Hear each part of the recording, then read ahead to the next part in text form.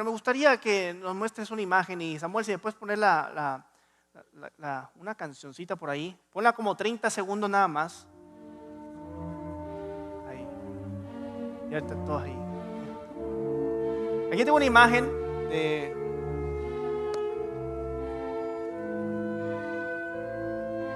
¿Saben quién es él?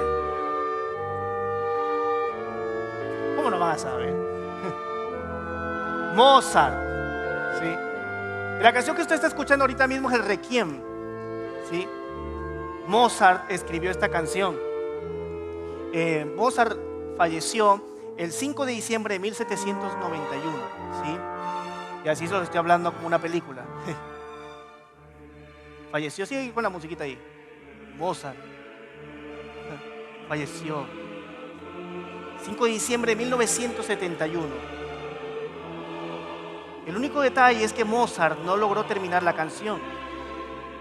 Mozart dice que él tuvo una visión donde mientras él estaba en su vida normal, escuchó que alguien le dijo: escribe una canción para tu funeral. Y el Requiem es para los funerales. Y Mozart empezó a escribir la canción y se enfermó y falleció. Y lo que pasó es que obviamente Requiem es una obra muy muy larga, porque eso son obras como un álbum, por así decirlo. Mozart dejó la mitad de la obra inconclusa porque falleció. Pero lo interesante de Requiem, que es una obra ya terminada, que es muy famosa, que en todos los teatros de música clásica y de ópera lo van a escuchar, siempre van a tocar el Requiem, todo, porque es un clásico. O sea, estamos hablando de los años 1700, que hasta el día de hoy se escucha, se usa igual para ciertas partes del Requiem, se usan para los servicios fúnebres y todo esto. Lo interesante de esto que te estoy hablando de Mozart es que esta canción la escribió él para su funeral. Y obviamente no la terminó de escribir, porque por lo menos hubiera dicho: la escribí, que me la canten. Pero no la terminó de escribir. Y él expresó a su mujer que tenían que encontrar a alguien, a un compositor que acabase la obra. Y su mujer sabía quién era la persona que podía terminar la obra, como Mozart la hubiera terminado. Y estamos hablando sobre el señor Franz, tenemos la siguiente imagen, por favor, Franz Xaver Süssmayr, así, no sé si lo puedo pronunciar bien, pero es Franz Xaver. Lo curioso de esto es que Franz Xaver era un discípulo de Mozart. Mozart tuvo muchos estudiantes a lo largo de su vida.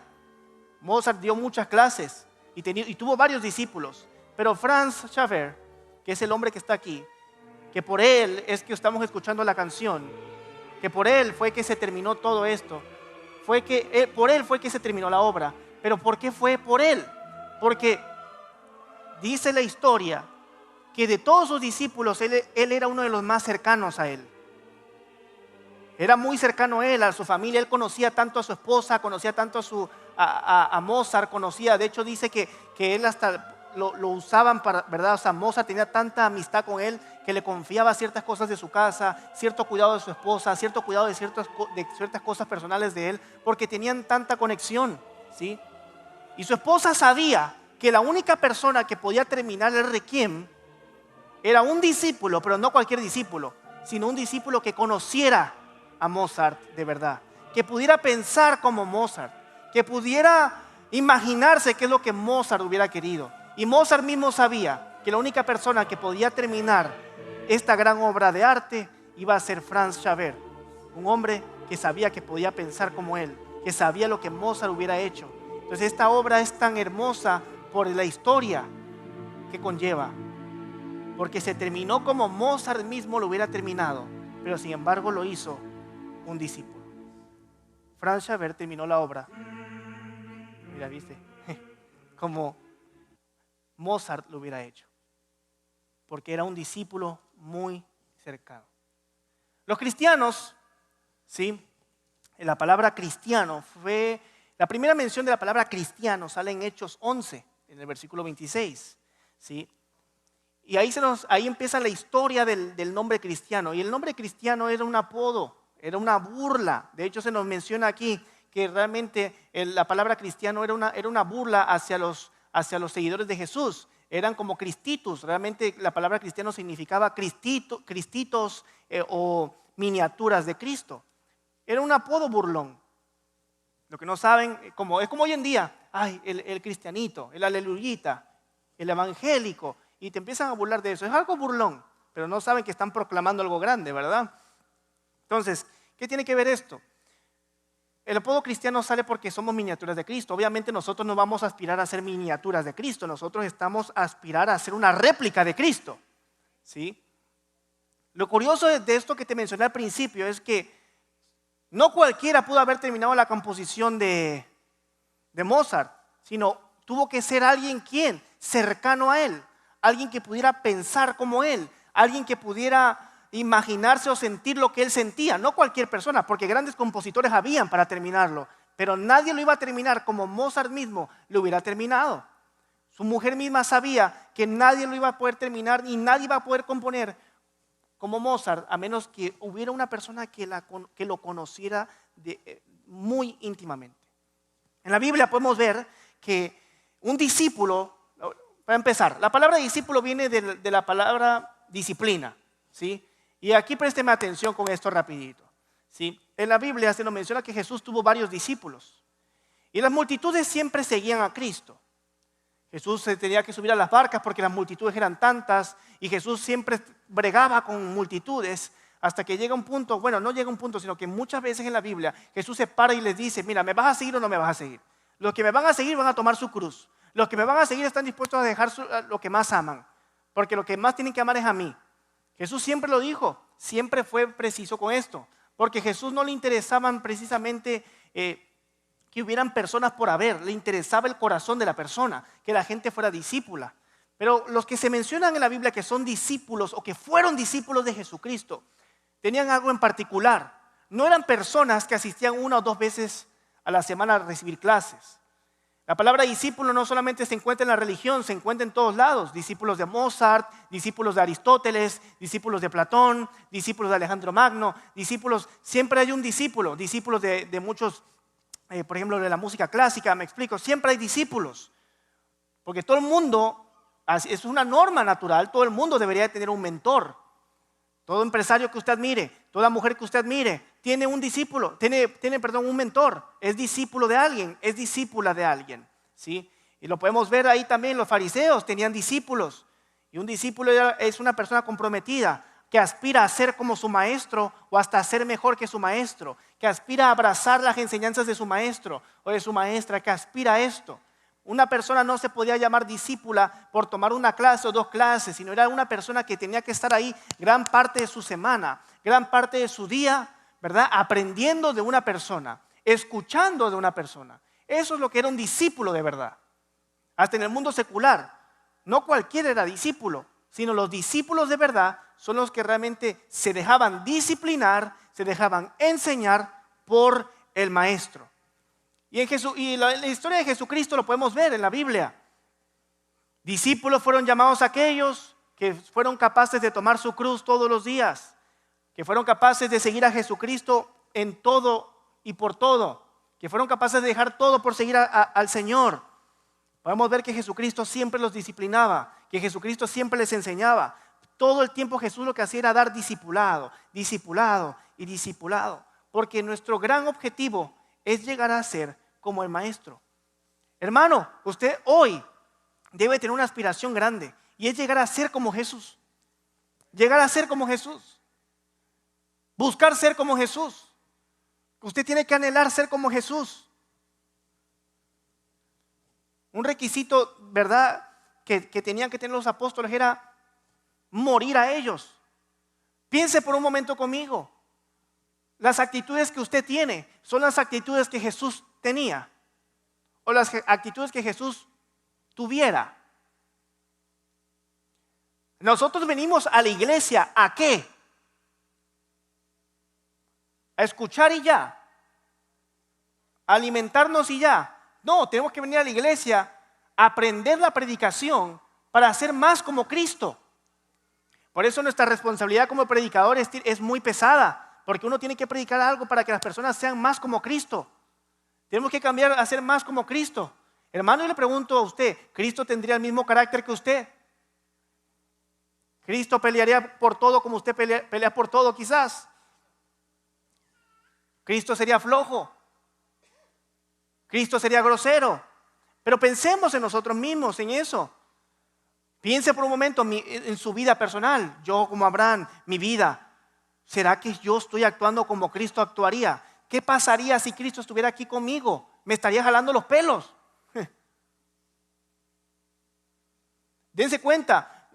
Nos imaginamos una imagen de Cristo de solo amor, amor, amor, amor y amor y amor. Y eso es lo que te quieren vender. Y hasta para que la gente nueva lo acepte, todo es Cristo es amor, love, amor, amor. Y todo está ahí, amor, amor, amor. Hermano, Cristo. Por eso es que me encantan los apóstoles, cómo predicaban. Porque el reino de los cielos es para gente con pantalones, gente valiente. Porque Cristo y los mismos apóstoles, cuando creaban discípulos, no era solamente, ay, amor, amor, amor, amor. Era, mira, Cristo cuando estaba con ellos, los veía hacer algo mal, les decía, te compones o te compongo. Pedro empezaba a hablar tonterías, cállate, Satanás. Jesús, Dios mismo le estaba diciendo Satanás a Pedro. Hoy te dicen, no te sientas aquí, siéntate acá, te ofendiste. No, hombre, una persona le dice a Satanás a alguien más, te meten a la cárcel, al bote, como decimos en México. Jesús todo el tiempo estaba disciplinando. Como padres, todo el tiempo estamos disciplinando a nuestros hijos. Pastor, es que mis hijos son groseros por tu culpa. Los hijos malcriados son el reflejo de sus papás.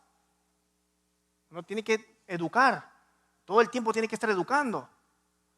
Jesucristo todo el tiempo estaba educando a los discípulos, todo el tiempo estaba enseñando. Todas las enseñanzas de Jesús eran educación para nosotros, para el alma, para cambiar. Por eso siempre tiene que usted meditar en algún punto de su vida, en un momento del día. Estoy haciendo lo que Jesús haría. Me estoy comportando como Cristo quisiera que yo me comportara. Estoy representando a Jesús en mi trabajo. ¿Será que estoy representando a Jesús en mi matrimonio, con mi propia esposa? ¿Será que estoy representando a Jesús con mis propios hijos? ¿Será que estoy representando a Jesús en lo que sea que yo haga? Hermano, usted si es hijo de Dios, usted representa a Jesús. Y no tiene que ser una persona que no hable, que tiene que ser así. Hermano, usted representa a Jesús con lo que usted transmite. Usted tiene su propia, ¿cómo se dice?, esencia. Y Jesús por eso lo llamó. Pero con esa esencia usted tiene que transmitir el amor de Cristo. Tiene que transmitir al Señor. Usted tiene que saber que cuando uno acepta a Jesús, por eso inicia una transformación grande, porque todo el tiempo estamos batallando contra el pecado, todo el tiempo estamos nosotros, ¿verdad?, batallando con eso, todo el tiempo estamos luchando, porque lo mismo, seguir a Dios es para valientes, seguir al Señor es para valientes. Ahora la pregunta es, ¿qué es la oración? Porque el día de hoy vamos a estar hablando sobre la oración. En el día de hoy vamos a estar hablando sobre la oración. ¿Por qué es importante la oración? ¿Por qué debemos de orar? Porque un discípulo no puede ser discípulo si no lleva una vida de oración. La oración es esencial para nuestra vida, hermanos. Sin oración no hacemos nada. Sin oración no avanzamos.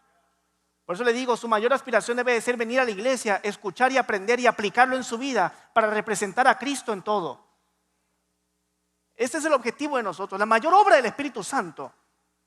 La mayor obra del Espíritu Santo, la mayor señal del Espíritu Santo, no es que una persona hable lenguas, que una persona haga maravillas, que una persona profetice, no. La mayor obra del Espíritu Santo en una persona es que haya una transformación de su vida todos los días, para ser iguales al varón perfecto, a Jesucristo. Nunca lo vamos a hacer, pero sí cuando nosotros nos muramos, estuvimos más cerquita de ser como Él. Siempre llegar a ser como Cristo. Yo sé que usted va a ser conocido, que Fuente Agua Viva va a ser conocida como personas donde van a haber hombres y mujeres que son discípulos de Cristo, discípulos de Cristo. Usted tiene que salir de aquí hoy sabiendo que usted es un discípulo de Cristo, usted es una discípula de Cristo. Lo mismo pasaba con los apóstoles. A Pedro le dicen, él habla como el maestro. ¿Por qué él habla como el maestro? Porque ya su lenguaje cambió, porque uno cambia cuando es discípulo de alguien. Empiezas a adoptar sus maneras, empiezas a adoptar su forma de ser. Y lo mismo debe ser con nosotros, con nuestro Señor Jesucristo, con nuestro Dios. Me gustaría que usted me acompañe para que vayamos entrando en lo que es la oración, porque es importante la oración. Vamos a Lucas capítulo 11, versículo 1 al 4, ¿sí? Dice la Escritura: aconteció que estaba Jesús orando en un lugar, y cuando terminó, uno de sus discípulos le dijo: Señor, enséñanos a orar, como también Juan enseñó a sus discípulos. Y les dijo: cuando oréis, decid: Padre nuestro que estás en los cielos, santificado sea tu nombre. Venga tu reino, hágase tu voluntad como en el cielo, así como también en la tierra. El pan nuestro de cada día, dánoslo hoy, y perdónanos nuestros pecados, porque también nosotros perdonamos a todos los que nos deben. Y no nos metas en tentación, mas líbranos del mal. Dato curioso: el Padre Nuestro se encuentra 3 veces en la Biblia, solamente en 3 evangelios. Y algunos tienen algunas diferencias por la forma en que lo escribieron, pero todo es la misma esencia, ¿sí? Algo curioso que tenemos que ver aquí es que hay que prestarle atención a algo. Preste la atención a algo de este versículo. Y es que en el versículo 1 dice la Escritura que los discípulos, o uno de sus discípulos, le dijo: Señor, enséñanos a orar como también Juan enseñó a orar a sus discípulos. Los discípulos de Juan oraban de una forma que cuando los escuchaban orar, sabían que su maestro era ¿quién? Por eso es importante ser discípulo. Todos nosotros somos discípulos. La pregunta es si somos de Cristo o somos del mundo. Porque si te comportas como el mundo, nunca van a saber que tienes a Cristo en tu corazón. Lo mismo con los apellidos. Caminas igual que los Ferrer, por ejemplo. Yo que soy Ferrer, los Ferrer caminan igual. Tiene que ser Ferrer porque caminan igual. Tiene que ser Sánchez porque caminan igual. Algunos tienen algunos pasos. Los hombres caminamos de alguna forma. Algunos caminan con las puntitas, algunos caminan como pingüinos, algunos caminan así, ¿verdad? Y tú sabes que hasta por la forma en que hablan, tú dices: este tiene que ser Rodríguez, tiene que ser, ¿verdad? Por lo mismo, por la forma en que son, se parecen, mira, tienen la misma cara. Todos ustedes tienen la misma nariz, todos ustedes tienen la misma ceja. Pero sobre todo, todos ustedes hablan igual. Porque venimos de un mismo papá, ¿me explico? A lo que yo voy con esto es que, sea como sea, siempre nos van a relacionar con alguien. La pregunta es: ¿con quién? Entonces Juan enseñaba a orar a sus discípulos. Lo interesante es que le dice: enséñanos a orar como Juan enseñaba. Otra cosa importante es que los discípulos nunca le dijeron a Jesús: Maestro, enséñanos a echar fuera demonios. No sale. Maestro, para que vean dónde está la mentalidad de un discípulo: Maestro, enséñanos a hacer milagros. No sale en la Biblia. No sale. Pero sí dice: Maestro, enséñanos a orar, así como Juan enseña a orar a sus discípulos. Había una gran diferencia en la forma en que oraban los discípulos de Juan. Y es que Juan y todos los fariseos oraban a Yahvé, oraban a Jehová. A partir de este Padre Nuestro, no sé si me puedes quitar ya los versículos. A partir de este Padre Nuestro, a partir del Padre Nuestro, es que todos nosotros y a partir de ahí es que todo el mundo empezó a orarle al Señor como Padre. Porque antes nadie oraba como Padre. En el Antiguo Testamento nadie oraba como Padre. Todo era Jehová, Yahvé. Los discípulos de Juan oraban como Yahvé, Jehová. Me explico: Señor de los ejércitos, todo esto. Pero Jesús le dice: les voy a enseñar a orar. Padre nuestro que estás en los cielos. Para ellos es un shock. Porque nadie le decía Padre a Dios. Nadie le decía Padre a Dios. Todo era Yahvé, Shaddai, lo que tú quieras. Pero Jesús le dice: les voy a enseñar ahora, Padre nuestro. Los discípulos de Juan oran de una forma, pero ustedes que son mis discípulos, son mis hijos. Por eso la oración es tan importante. Porque usted no le está orando a una deidad lejana. Usted no le está orando a una deidad que está por allá y te ve y nada más. Usted está orándole a un Dios que es un Padre, que está con usted, que lo protege a usted. Por eso Jesús le dice: vamos a orar así: Padre nuestro que estás en los cielos, santificado sea tu nombre. Démonos cuenta, yo me imagino el shock de los discípulos así: pero ¿tú quieres que le digamos Padre a Dios? Sí, porque Él es nuestro Padre. Padre nuestro que estás en los cielos. ¿Y por qué ellos le pedían a Jesús que orara? Yo aquí me pongo a pensar dentro de mí mismo, me pongo ahí y digo, de seguro, porque algo que tenemos que remarcar es que Jesús practicaba la oración como una disciplina bien hecha. Jesús oraba cuando tenía que orar, en los horarios que él tenía que orar. Y sabían los discípulos que la oración de Jesús era diferente a la de los demás maestros. Sabía que la oración de Jesús era diferente a la de Juan. Sabían que la oración era diferente a la de los demás fariseos. ¿Por qué? Porque estoy seguro que cada vez que Jesús salía de orar, porque Jesús apartaba para orar, los dejaba ellos ahí, quédense ahí, yo me voy a orar y regresaba. Estoy seguro que cada vez que Jesús regresaba de orar, la cara la tenía diferente.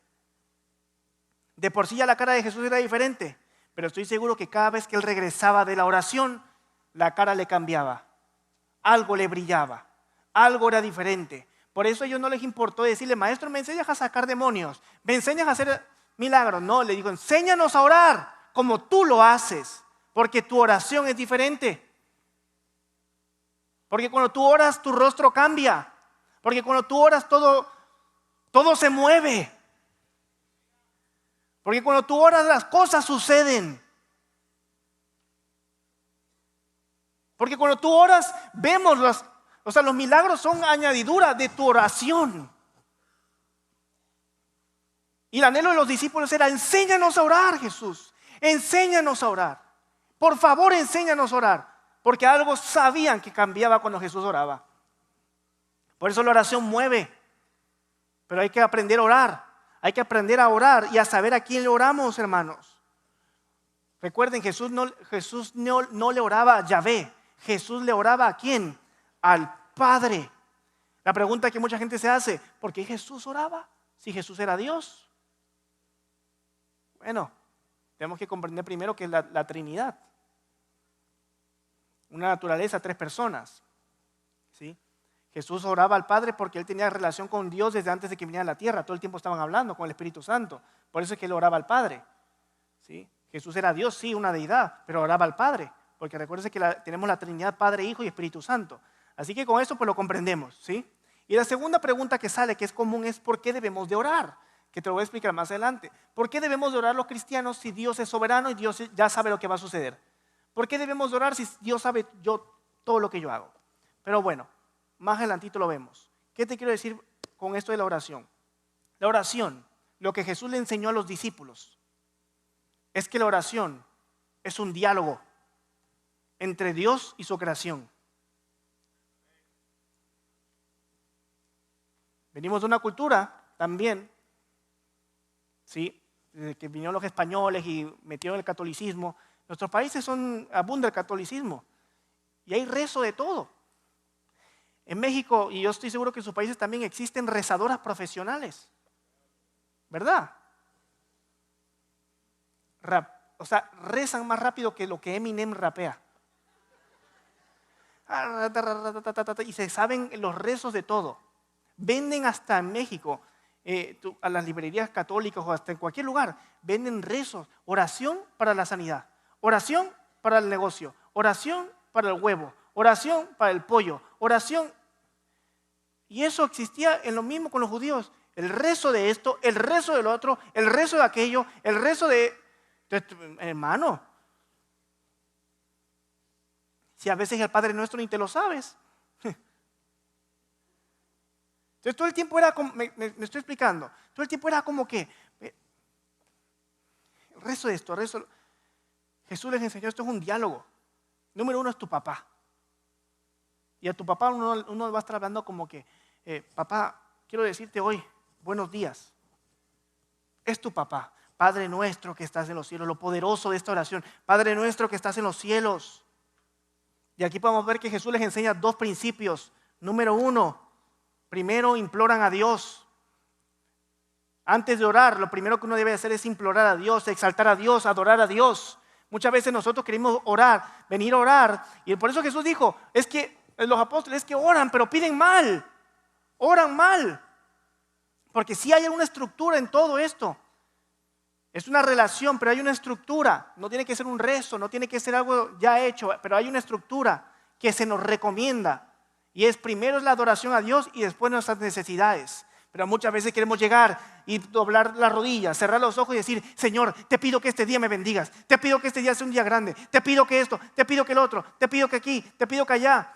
¿Y cuando adoramos a Dios? Venimos a la adoración y estamos alabando al Señor. Mucha gente llora en la adoración, pero desgraciadamente la mayoría de la gente que llora sus penas. Están llorando por lo que les sucedió en la semana. No están llorando por la grandeza de Dios. No todo el mundo hace eso. Por eso es que tenemos que aprender a seguir a Dios aquí con la cabeza, porque es venir a adorar a Cristo. Señor, yo te exalto porque tú eres grande. Y ahí es cuando ni te vas a dar cuenta y las lágrimas se te van a salir, porque tú estás adorando una deidad de verdad. Tú estás adorando un Padre de verdad que está en el trono y que sin embargo te está cuidando. Estás adorando un Dios poderoso que está contigo. Pero eso tenemos que venir y adorar a Dios primero, ¿no? Hermano, si cuando uno le va a pedir algo a su papá o a su mamá, cuando era niño, llegaba y le decías: mamá, qué bonita te ves hoy. Papá, te he dicho qué tanto me gusta esa barba de chivo que tiene. Entonces, los niños son mañosos. Los que tenemos hijas, y el Ania ya está siendo consciente de más cositas y a veces llega y me hace así suave y me acaricia la cara. Y lo que quiere es que yo le dé algo del refrigerador.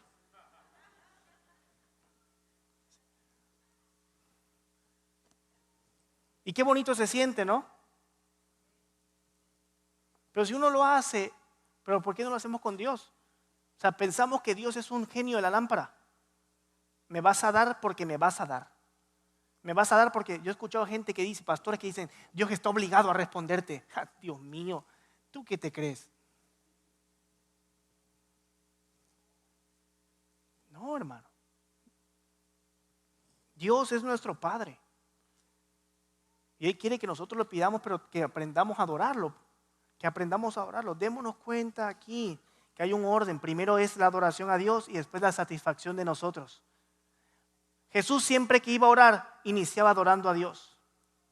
Grande seas, Señor. Y después venía la conversación. Es importante la oración.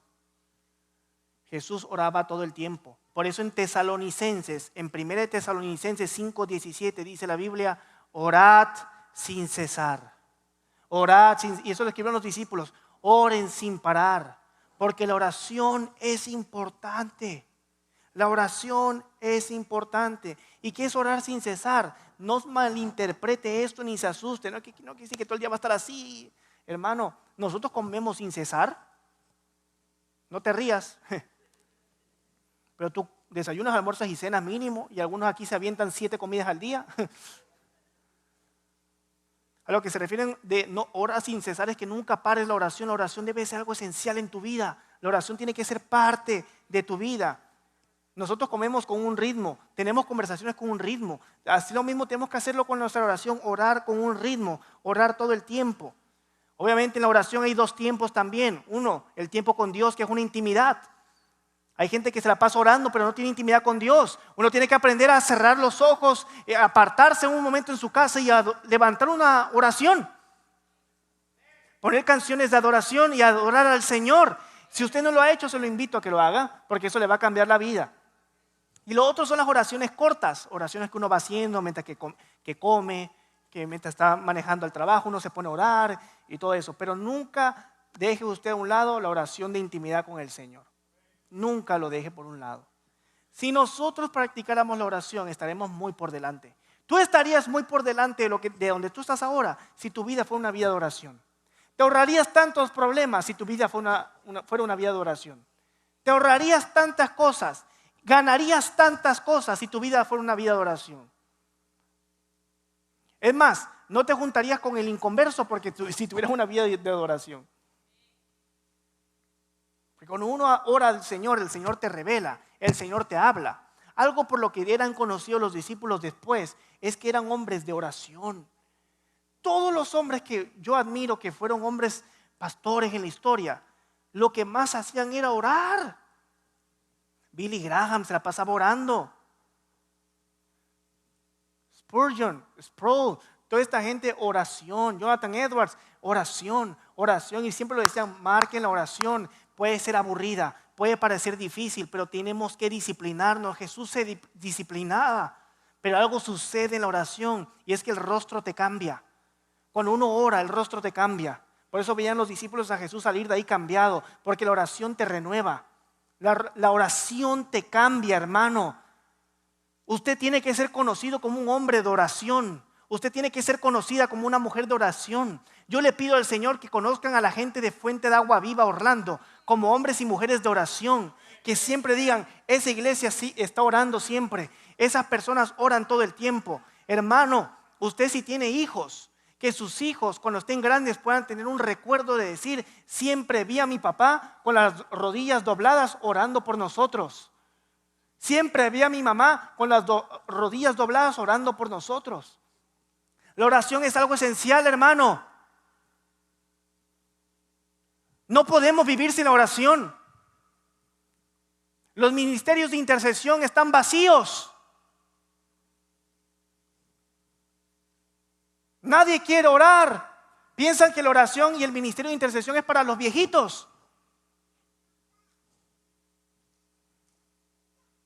Es toda la iglesia la que debe estar ahí metida siempre. Agarramos hasta de mala costumbre la oración. Estaré orando por ti. ¿Tú no oraste por él? Nunca. Yo me hice un compromiso hace un año. Y es que, ¿cómo se dice? Yo le dije una vez a la pastora, yo le voy a decir a la gente, si voy a orar por ti, es que de verdad yo voy a orar por ellos. Porque uno tenía la maña de decir, voy a orar por ti, estaré orando por ti. Y se te olvida. Uno es tan envidioso que en su oración solamente pide para uno, que se le olvida pedir por los demás. Entonces yo desde que le digo a alguna persona, voy a orar por ti, es que la verdad sí oro por la persona. Porque me obligo. Pero hermano, jugamos con la oración, estaré orando. Lo único que queda es orar cuando sucede un problema. Como si la oración fuera lo último.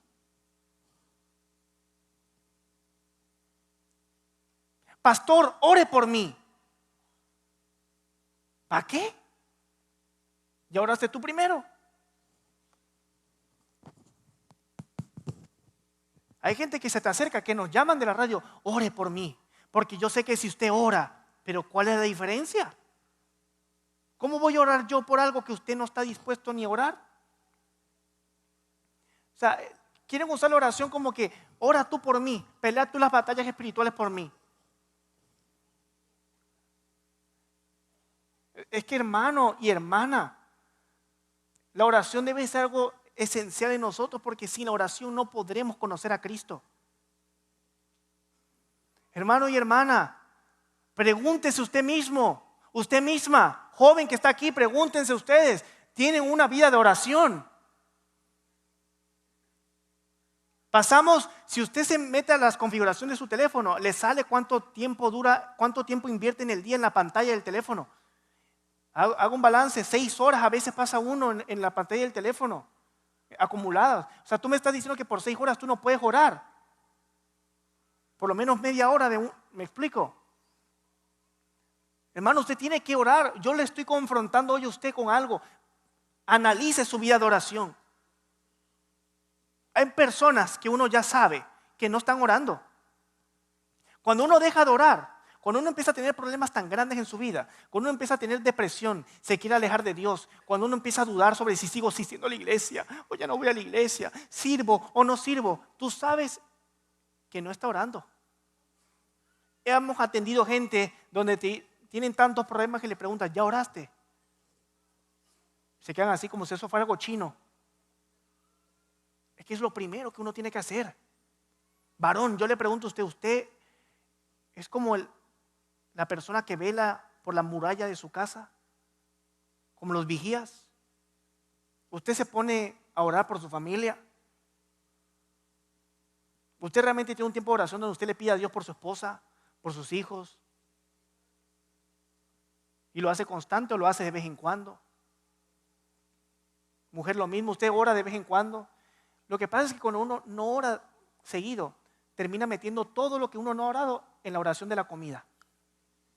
Por eso hay gente que tarda tanto orando cuando vamos a comer y me molesta. Porque cuando uno tiene hambre. Hay gente que se sorprende porque dicen, pastor, ore por los alimentos. Digo, Jesucito de Belén, que esos alimentos nos caigan bien. Y una vez se ofendió una señora.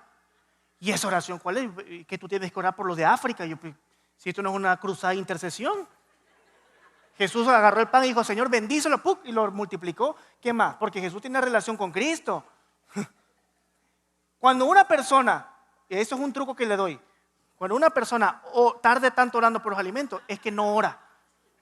Porque como no ora, le empieza a pedir al Señor que bendiga su salud, que bendiga a los de África, que bendiga a los que no tienen pan, que bendiga las manos que lo hicieron, que bendiga a su mamá. Y terminan intercediendo por lo que sucedió hace años, porque no oran. Y uno con el hambre, uno se los queda viendo ahí como que... Cuando uno... A mí me pasa que cuando están así, yo hago amén. Para adentro, bendecidos están nuestros alimentos, vámonos. ¿Por qué hay que orar tanto? Porque no oran en la intimidad. Es una acumulación. Pero bueno, yo sé que la historia de usted va a ser diferente a partir de hoy. Una vida de oración le va a transformar a usted toda su historia. Usted tiene que ser conocido de verdad como un hombre de oración, como una mujer de oración. Lo que más debemos de anhelar es la oración. Lo que más debemos de procurar es la oración. Los judíos, algunos pueden tacharlos de religiosos y todo esto, pero los judíos oran donde les toque orar, donde sea que estén, se ponen a orar. Los musulmanes también, pero los cristianos no queremos ni orar. ¿Cómo es así? Y tenemos una gran ventaja. Jesús nos dijo, órenle al Padre, porque es tu Padre. Y sin embargo, con el acceso grande que tenemos a Dios, no queremos orar, no queremos orar, no queremos orar. Pero nosotros debemos de levantarnos y antes de agarrar el TikTok, es levantarse y levantar una oración al Señor. Entrégale tu vida al Señor. Hay que movernos en oración. Usted tiene que comer, desayunar, almorzar, cenar, merendar, oración. Hermano, usted tiene que tener una convicción de su oración, de que cuando usted llega a su oficina, a su escritorio, a su lugar de trabajo, sus compañeros sepan que usted va a orar antes de comenzar su día. Que sus empleados sepan que aquí no se trabaja hasta que oremos primero. Porque cuando uno ora, reconoce que el Señor tiene el control. Y el Señor honra a los hijos que reconocen sus caminos. Pastor, es que me está yendo mal. Hay puertas en nuestras vidas que están cerradas porque simplemente no oramos. Hay bendiciones en nuestras vidas que no vamos a tocar porque simplemente no oramos. Hermano, le vengo a decir hoy, la oración es importante. ¿Por qué? Porque en la oración es donde tú te fortaleces. En la oración es donde tú te levantas. En la oración es donde puedes adorar a Dios. En la oración es donde Dios te promueve. En la oración es donde Dios te da las fuerzas. En la oración es donde Dios te da la victoria. En la oración es donde experimentas el gran salto de tu vida. Porque en la oración está la mayor bendición que podemos tener. En la oración suceden las cosas que nosotros estamos esperando que en un futuro suceden en la oración. En la oración, hermano, por eso no tiene que abandonarla. Usted tiene que hacer de la oración su mayor herramienta. Usted tiene que hacer de la oración su mayor herramienta. Todos estos hombres oraban, todos los apóstoles oraban, todos los hombres de la fe antiguos oraban. Y Abraham se levantó de temprano a orar, y Moisés se levantó muy de mañana a orar, y muy de noche José estaba orando, y Daniel oraba, y predicamos, queremos es una vida como Daniel. ¿Dónde están los Daniel aquí? Y todo el mundo, amén. ¿Dónde están los José aquí? Amén. Todo el mundo grita. Pero hermano, pensemos por un momento, ¿dónde están los Daniel? Los que se ponen a orar de verdad. ¿Dónde están los José? Los que se ponen a orar de verdad. ¿Dónde están los Abraham? Los que dan un salto de fe de verdad. ¿Dónde están los Moisés? Los que le creen a Dios de verdad. Esos son los que deben de gritar amén. Ahí es donde usted debe gritar amén. Amén. ¿Sí? Esta es la parte, vamos a regresarla. Ahí es donde usted debe gritar amén. ¿Sabe por qué? Porque si usted quiere esas bendiciones grandes, tiene que hacer lo que esta gente hacía. No es como que yo quiero lo que tiene Bill Gates. A todo el mundo lo quiere. Pero trabaja lo que trabajó ese hombre. Que yo quiero lo que mi jefe tiene. Trabaja lo que tu jefe ha trabajado. Suda lo que tu jefe ha sudado. Es que yo quiero las bendiciones de Dios para mi vida. Suda en oración. Es que yo quiero un avivamiento en nuestra iglesia. Ponte de rodillas. Que la alfombra de tu casa tenga las 2 marquitas de tus rodillas. ¿Me explico? La oración no se puede ir de nosotros. Yo abandono la oración y uno empieza a predicar mal. Uno le empieza a ir mal. Porque la oración es todo en nuestra vida. Porque en la oración es donde yo conozco a Cristo. En la oración es donde yo conozco más la voluntad del Padre. La oración, hermano, es como el oxígeno en la vida. Si nosotros no oramos, entonces estamos muertos espiritualmente. Si usted sea sincero, si usted no tiene una vida de oración y usted no se disciplina a tener una vida de oración, donde usted tenga un tiempo de intimidad con Dios todos los días y un tiempo donde usted esté orando constantemente, entonces usted viene a la iglesia, pero usted está muerto espiritualmente. Nadie puede decir aquí que está vivo en el Espíritu. Nadie puede decir aquí que está siguiendo la voluntad de Dios si no tienen una vida de oración. Nadie puede decir aquí, soy cristiano, sigo a Cristo, si yo no imito su disciplina de oración. Porque lo que más procuraba Jesús era orar, orar. Y Jesús se fue al monte, y Jesús subió al monte, y Jesús bajó, porque Jesús todo lo que hacía era orar. Porque en la oración, como te dije, en la oración se renuevan tus fuerzas. En la oración es donde se pelean las batallas. Hay personas que oran cuando tienen problemas nada más, cuando están pasando situaciones nada más. Pero yo le pregunto a usted quizás es cristiano desde hace mucho tiempo o conoce el Evangelio, pero si usted no tiene una vida de oración disciplinada, usted entonces nunca ha conocido a Cristo. Ha escuchado de Dios, pero no conoce a Dios. Todo el mundo escucha de Dios. Mucha gente puede estar en las iglesias años escuchando de Dios, saben de Dios, pero no conocen a Dios. Porque a Dios se le conoce con la escritura y con la oración. Con la escritura y con la oración. Pastor, yo quiero la voluntad de Dios para mi vida. Quiero hacer la voluntad de Dios para mi vida. Pero no quieren leer ni la escritura, ni preguntarle a Dios en oración cuál es la voluntad de Él. Y mucha gente le huye a la oración porque saben que Dios los va a reprender. Hay gente que no quiere orar diciendo, porque me he topado con jóvenes que dicen, es que yo creo que esa es la muchacha que Dios tiene para mí. Yo creo que ese es el muchacho que Dios tiene para mi vida. Pero no viene a la iglesia, es grosero, fuma, toma. Hello, ¿verdad? Pídele al Señor en oración. No, es que el Señor me va a decir que no.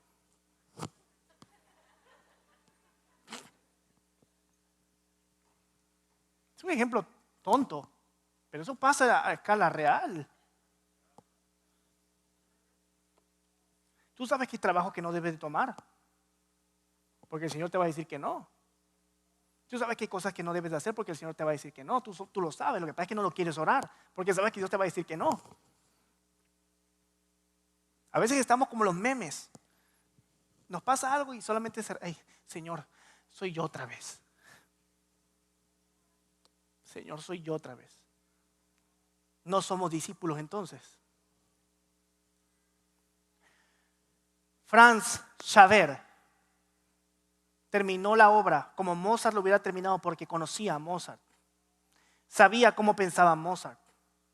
Y solamente él pudo terminar el Requiem. Los discípulos continuaron con la obra del Evangelio porque sabían cómo pensaba Jesús. Conocían el corazón de Jesús. Los apóstoles por eso lo hicieron. Y Jesús nos dio un mandato a todo el mundo, ir y hacer discípulos. Pero solamente los que conocen el corazón de Jesús pueden ir y hacer discípulos. Solamente los que conocen a Cristo pueden hacerlo. Pero ¿cómo lo conocen? Con la oración. ¿Por qué debemos de orar? Y ya con esto voy terminando. ¿Por qué debemos de orar? ¿La oración realmente cambia algo? Para el inteligente que se puede preguntar, pero si Dios es soberano, pero si Dios ya sabe lo que va a pasar de principio y a fin, ¿por qué debo de orar? Para el intelectual que quizás se lo pregunte, pues también le digo algo. La oración no es algo opcional, es un requerimiento para el cristiano. Dios no nos dice, ora si tú quieres, te lo requiere. Oren, oren, oren, oren, oren, oren, oren. Pero, ¿qué pasa si no sucede nada en mi oración? Eso no te importa a ti. Ese no es tu problema. Dios te mandó a orar. Y si Él te mandó a orar, tienes que orar. Y ahí es donde se ve tu fe. Ahí es donde se prueba la fe. Y si no pasa nada y después de que hago 7 ayunos, ese no es el problema. Dios te mandó a orar. Dios te mandó a ayunar. Noches en su presencia. Hay gente que dice, ¿y qué pasa si no pasa ningún milagro? ¿Y qué pasa si...? Ese no es mi problema. Dios nos pidió que lo hiciéramos.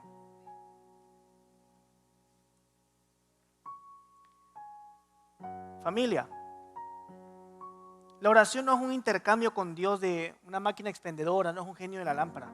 La oración Dios te la está pidiendo sí o sí. Y la oración tiene más beneficio para ti del que tú crees. ¿Por qué debes orar? Porque te beneficia a ti. Dios ya sabe lo que le vas a decir. Dios ya sabe Dios ya sabe cuál es el final de tu vida. Pero Dios quiere que tú se lo digas. Dios ya sabe, pero te lo está pidiendo porque cuando tú hablas con Él, ahí es donde tu rostro cambia. Súbele ahí un poquito más al piano. Cuando tú hablas con Dios, es cuando tus cargas se van. Puede que tengas el peor pronóstico de tu vida y que realmente puede que te digan te vas a morir. Pero cuando tú hablas con Dios, ahí puedes soltarlo todo. Puedes llorar y Dios te va a librar las cargas.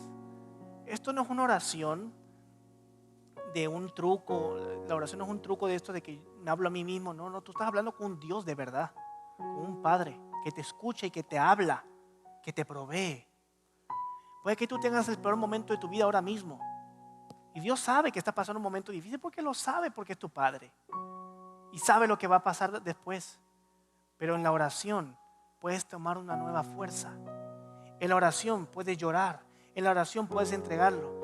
Puede que tengas la preocupación más grande de tu vida ahora mismo, pero si tú te pones a orar con disciplina, hermano, aunque usted esté con aguas turbias, usted va a poder caminar en medio del agua. Aunque usted ahorita mismo esté en el valle de sombra de muerte, con la oración no temeré mal alguno, porque mi Dios está conmigo. Le está pasando una situación difícil usted en su vida con un familiar, la oración la va a escuchar el Señor. La oración te va a ayudar. La oración Dios te va a decir qué hacer. En la oración Dios te va a ayudar a discernir. En la oración Dios te va a decir hazlo o no lo hagas. En la oración Dios te va a decir sigue adelante o no sigas adelante. En la oración Dios te va a decir pon la mano o quita la mano. En la oración Dios te va a bendecir. Porque si tú oraras todo el tiempo, te ahorrarías tantos problemas como te lo mencioné al principio. Si tú oraras todo el tiempo, estarías en una mejor posición de tu vida a la que estás hoy en día. Porque cuando uno ora, Dios te pone las palabras en la boca para que tú salgas, hagas negocios, pidas trabajo, seas mejor en lo que hagas. Porque cuando uno ora se llena del Espíritu Santo. No podemos nosotros querer funcionar en esta vida si no recargamos nuestras pilas. ¿Cómo recargamos nuestras pilas? En oración, en adoración, en entregarnos al Señor. Este es el tiempo donde usted se tiene que levantar y creerle al Señor por algo mejor. ¿Pero cómo? Orando, orando, orando. Fuente Agua Viva Orlando tiene que ser conocida por una iglesia de oración, una iglesia de gente con fe loca. Porque ¿cómo vamos a tener la fe loca? ¿Cómo vamos a tener una fe sobrenatural si no tenemos oración? Usted tiene que ser un hombre de oración. No sé a quién estoy hablando hoy, pero en la oración se caen las montañas, en la oración se caen los muros, en la oración se mueven las montañas, en la oración suceden grandes cosas. Estás pasando ahorita mismo una etapa, estás esperando una oportunidad y no sabes qué va a suceder. Ponte a orar. Estás creyendo por algunos papeles. Ponte a orar. Ponte a orar. Ore todo el tiempo.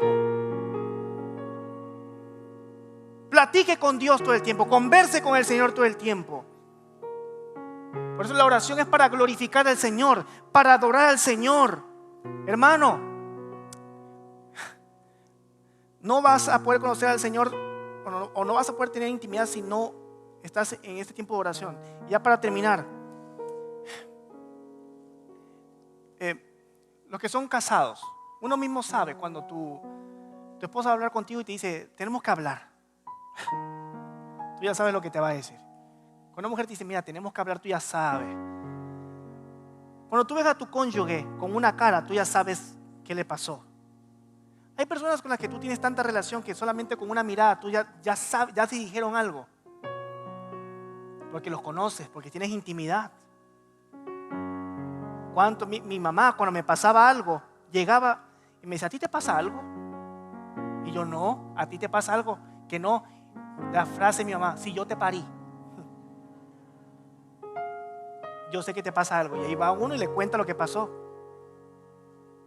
¿Cuántas mamás son así? Si yo te parí, yo sé que te pasa algo. Chamaco mentiroso. Porque hay intimidad.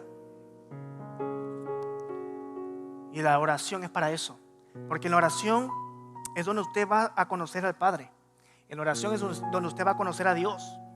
No vamos a poder ser discípulos, y no vamos a poder arrancar a ser unos discípulos de Cristo si no oramos, si no pasamos tiempo con el Señor, si no conocemos su voluntad, porque en la oración es donde vamos a conocer su voluntad. Así que digo algo y ya para terminar, ponte de pie. En la oración, présteme atención, hermano, donde nosotros ganamos nuestras batallas es en la oración. Deja de pelear las batallas con tus propias fuerzas. Deja de pelear con tu propia fuerza. Los hijos de Dios peleamos nuestras batallas de rodillas. Los hijos de Dios peleamos nuestras batallas en oración. Los hijos de Dios dejamos que el león de Judá, que el Rey de Reyes y Señor de Señores pelee por nosotros.